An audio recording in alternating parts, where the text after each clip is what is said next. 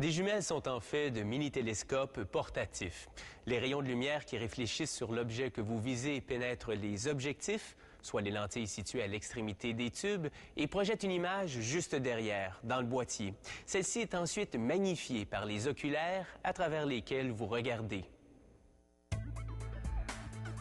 Dans les jumelles à prisme, les lentilles objectifs sont convexes, formant ainsi une image renversée. Pour la replacer à l'endroit, chaque lunette doit être munie d'un prisme de verre.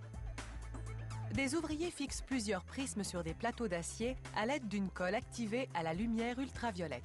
Ils seront ainsi soumis à une série d'étapes d'égrisage et de polissage. Une peinture protectrice empêche toute poussière de contaminer la surface vierge.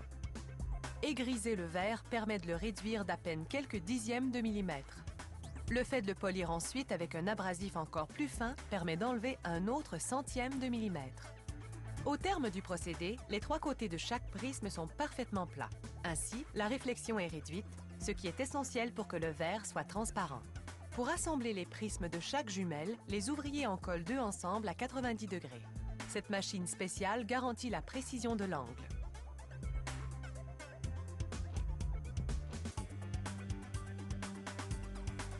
Un rayon de lumière ultraviolette sèche la colle.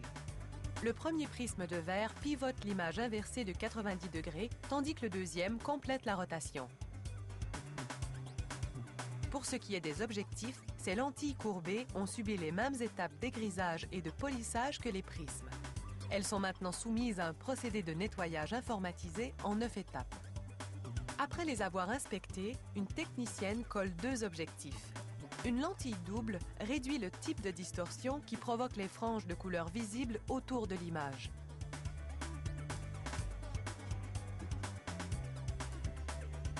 Il est toutefois essentiel de les ajuster parfaitement. Si l'alignement est décalé ne serait-ce que d'un centième de millimètre, l'image sera mauvaise. Cette machine à aligner affiche un point représentant le centre de chaque lentille. Il s'agit donc simplement d'aligner les points. Un rayon de lumière ultraviolette permet ensuite de sécher la colle. Un ouvrier charge maintenant des pastilles minérales dans une chambre à vide. Leur formule exacte est un secret industriel. Ces pastilles produisent une couche anti-reflet qui permet à davantage de lumière de traverser les lentilles. Dans la chambre à vide, un faisceau d'électrons désagrège les pastilles en particules microscopiques qui enduisent les lentilles.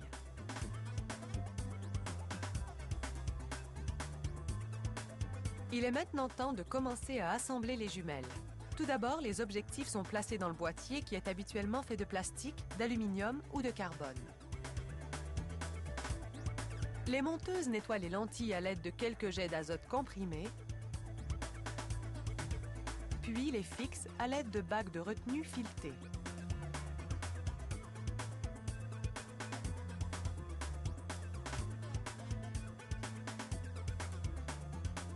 Quelques gouttes de colle derrière les objectifs, là où iront les prismes. Un autre jet d'azote pour enlever toute particule de poussière et les prismes sont insérés. Cette machine optique aligne les points focaux du prisme et de son objectif correspondant. Encore un peu de colle pour bien retenir le tout en place et un rayon de lumière ultraviolette pour la sécher. Les objectifs et les prismes sont ensuite joints à la section centrale du boîtier à l'aide de silicone. Ce mécanisme de retenue presse les pièces ensemble, tandis que la monteuse les visse. À l'autre extrémité de la section centrale viennent les oculaires, les plus petites lentilles à travers lesquelles vous regardez. Elles sont également fixées à l'aide de bagues de retenue filetées. Une machine aspire maintenant l'air du boîtier par des clapets situés de part et d'autre, puis injecte de l'azote. Celui-ci empêche les lentilles de s'embuer. Une journée après le remplissage, la pression de l'azote est vérifiée de nouveau afin de s'assurer qu'il n'y a pas de fuite. Cette usine fait subir des tests rigoureux à toutes les jumelles qu'elle fabrique.